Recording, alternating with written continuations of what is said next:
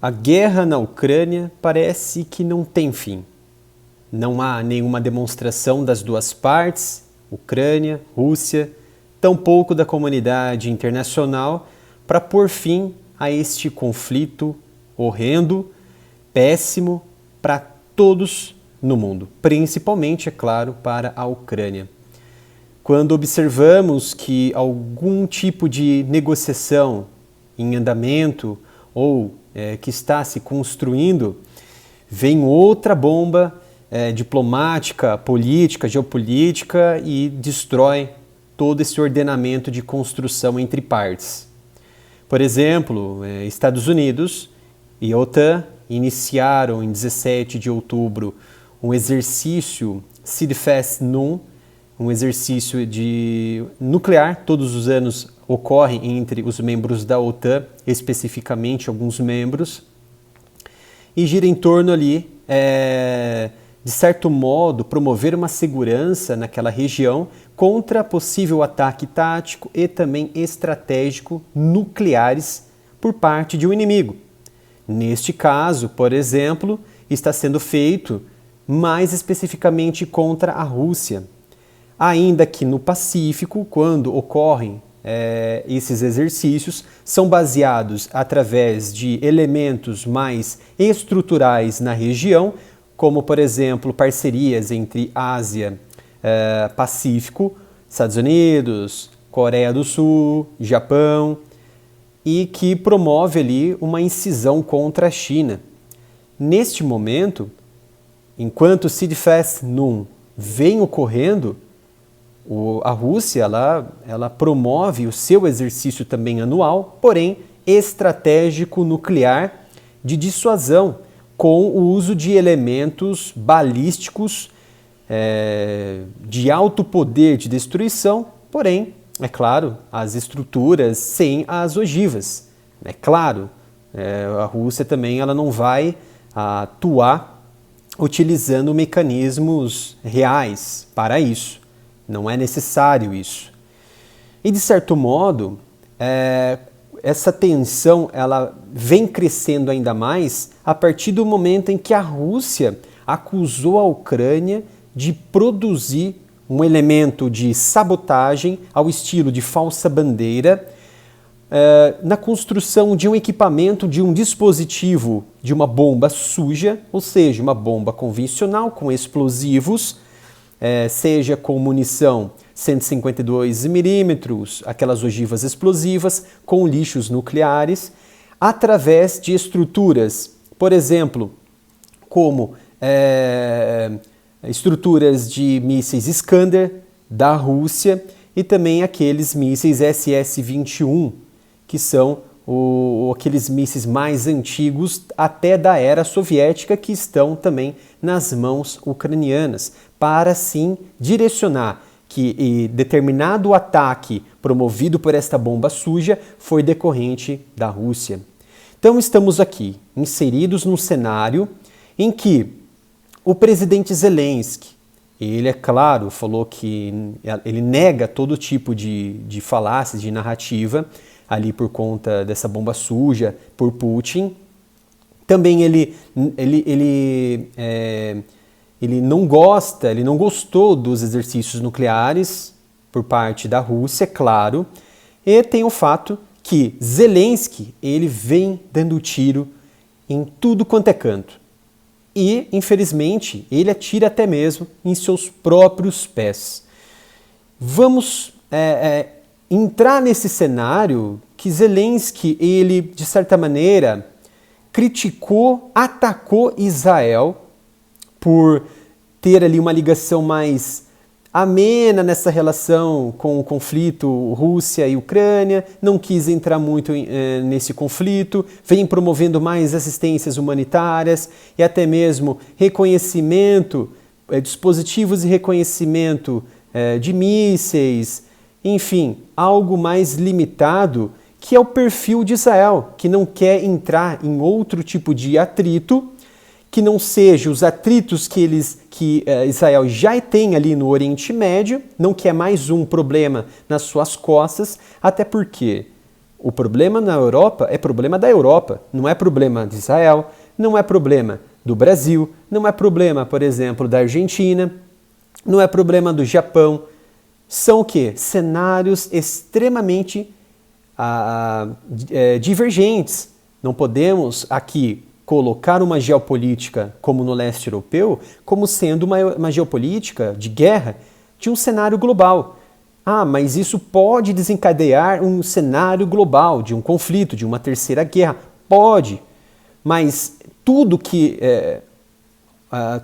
é o que leva a crer que tanto a narrativa de Zelensky quanto a narrativa de Putin está confluindo para essa ideia da gente imaginar que esses problemas ali no território da Ucrânia, que Zelensky quer que a gente entenda que seja um problema nosso.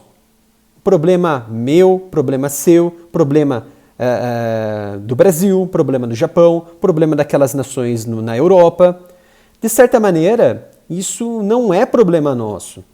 Eles têm que ali se consultar entre eles, têm que fazer uma negociação entre eles, porém, tanto Putin quanto Zelensky vêm com essas narrativas para nos atingir e jogarmos a gente num poço sem fundo, ilimitado, cheio de narrativas e guerras de informações, que a saída é uma terceira guerra mundial. Principalmente Zelensky, que vem atacando todos para, sim, forçar uma ajuda para ele. Ou seja, ele força outras nações a adotar um posicionamento. E isso é muito perigoso num planeta que é globalizado, num planeta que possui muitas ligações, seja ligações econômicas, políticas, sociais, até mesmo de relações bilaterais no sentido comercial, no sentido territorial, de dividir determinados dispositivos territoriais, como ocorre, por exemplo, no Brasil, Paraguai. Enfim, são narrativas muito baratas que muitos estão comprando. Então, vamos aqui para essa notícia que Zelensky ataca Israel e sugere que o conluio nuclear Rússia-Irã só é possível por causa dos israelenses. Vou aqui analisar este fato, dar meu parecer e colocar que não é muito bem isso que está acontecendo. Então, não podemos ficar abismado com essa fala e Zelensky tem razão. Zelensky não tem razão disso. Vamos colocar aqui uns pingos nos is para não colocarmos isso como um grande problema e direcionar todo o aparato bélico, apontar todos os armamentos para Israel. É culpada, Israel promoveu essa aliança, então está errado. Essa narrativa é uma narrativa leviana. E vamos aqui analisar. Antes disso, vocês acreditam que essa fala de Zelensky ela é uma fala justa? Ela é uma fala que, de certa maneira, ela é compatível com o atual cenário, que é por conta dessa, vamos dizer assim, flexibilidade que Israel está tendo, segundo ele, que fortaleceu a Rússia e Irã? Coloque aqui nos comentários e vamos lá analisar esses fatos.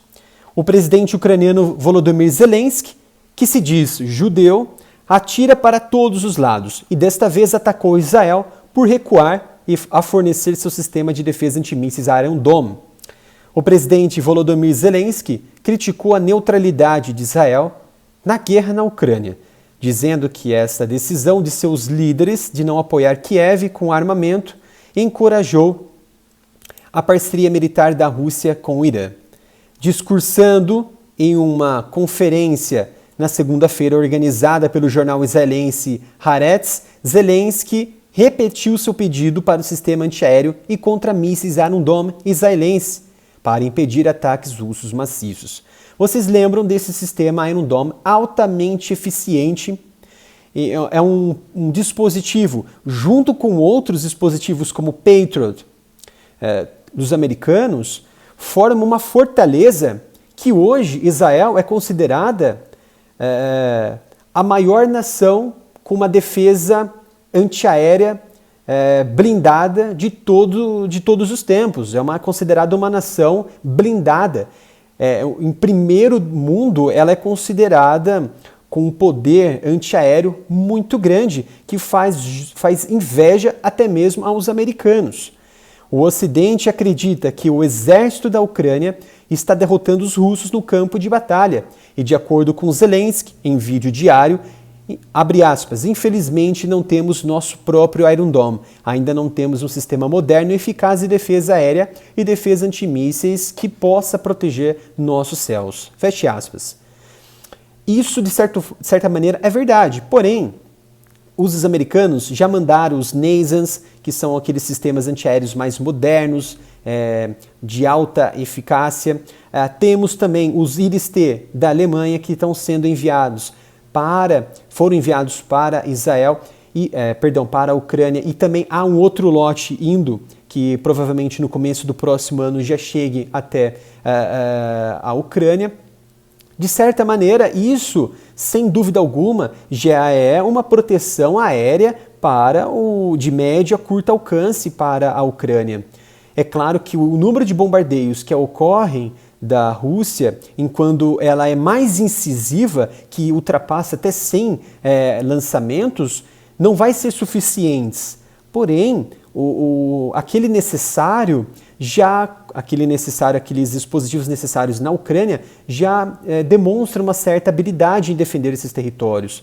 E o Iron Dome, eu tenho certeza que Israel não vai enviar para a Ucrânia, bem como os americanos não vão enviar os Patriots também para a região da Ucrânia, porque são dispositivos altamente tecnológicos em que o risco de cair nas mãos dos russos também foram colocados na ponta do lápis. Vamos mandar esses dispositivos? Espera aí, vamos analisar muito bem o cenário. Então o Iron Dome ele é um dispositivo sensível de fabricação israelense que provavelmente não serão enviados para a Ucrânia. Posso estar muito errado disso, mas é um dispositivo estratégico. Nem mesmo os americanos dominam esse Iron Dome. É claro que já é uma cooperação bilateral entre as partes, mas é muito limitado. Na segunda-feira, o ministro da Defesa israelense, Benny Gantz, disse ao seu colega ucraniano, Oleksiy Reznikov, que Israel não fornecerá sistemas de armas para a Ucrânia.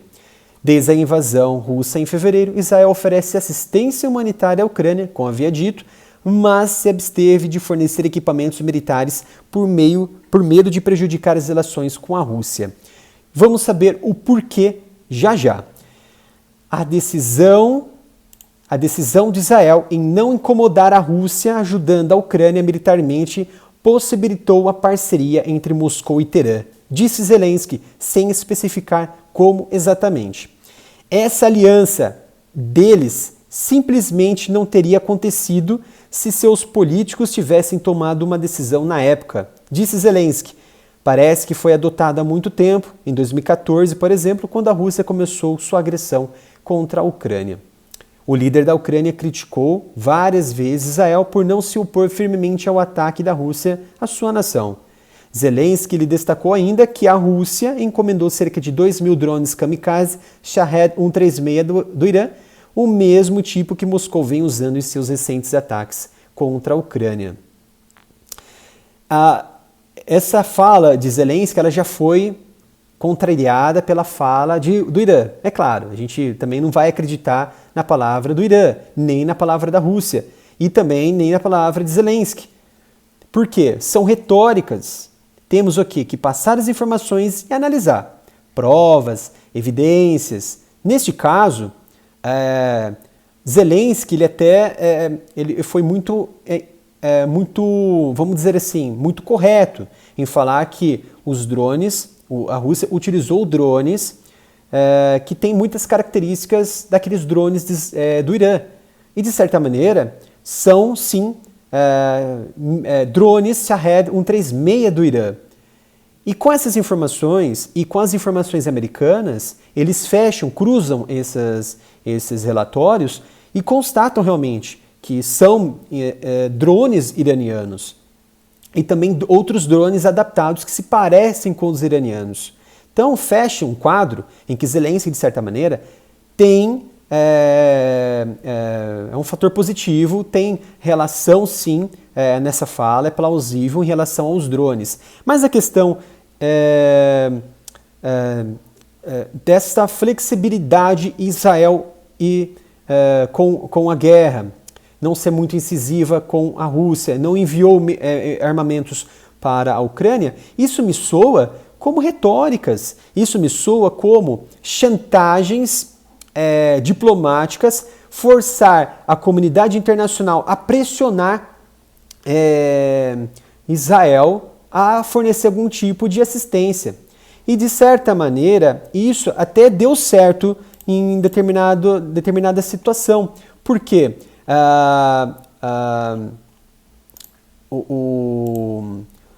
Essa relação Rússia e Israel, ela tem muito tempo, desde o início do conflito na Síria.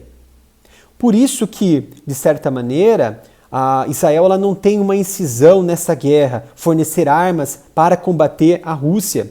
Porque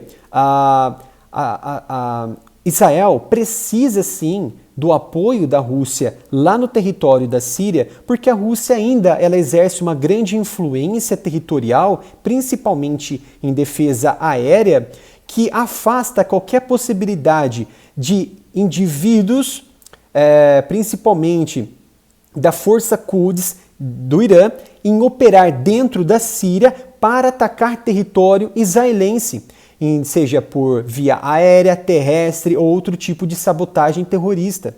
Então, essa relação Israel e Rússia ela é muito boa para proteger a nação israelense e fornecer também um afastamento de qualquer invasão, de qualquer incisão, ataque da força Quds e também das outras forças sírias, sejam rebeldes ou sírias, para dentro do território de Israel. Então, ao meu ver também, essa relação, ela se faz disso, da Síria. Por isso que ela não fornece equipamentos para a Ucrânia atacar a Rússia. Mas isso não tem nenhuma relação com esse fortalecimento Rússia-Irã.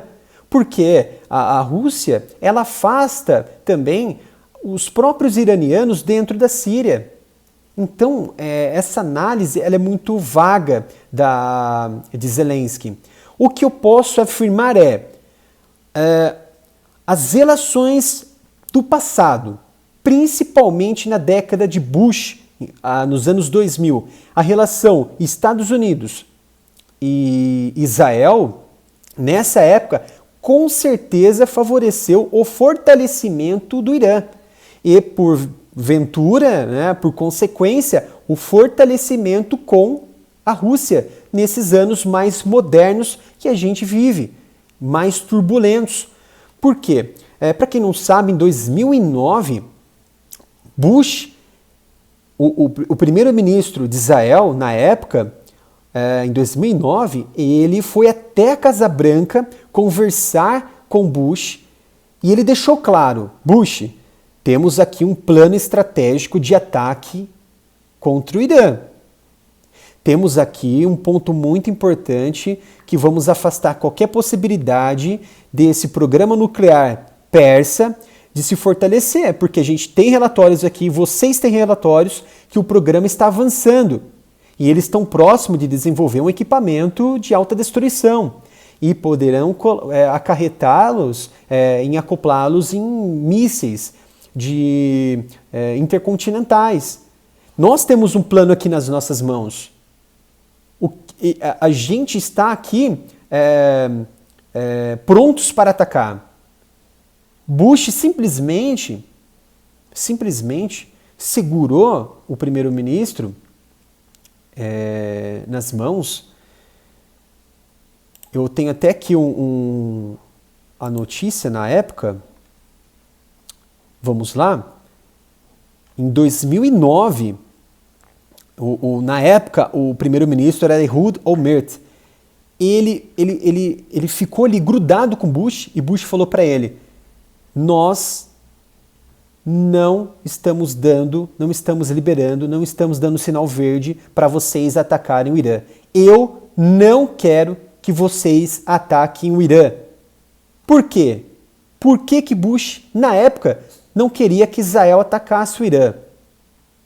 Seria por algum motivo econômico? Seria por algum motivo do andamento da guerra Iraque e Afeganistão na época, que poderia envolver toda a região e assim diminuir o controle no petróleo americano ali na região e a OPEP, por sua vez, controlar, mudar o controle da OPEP no petróleo e prejudicar os americanos?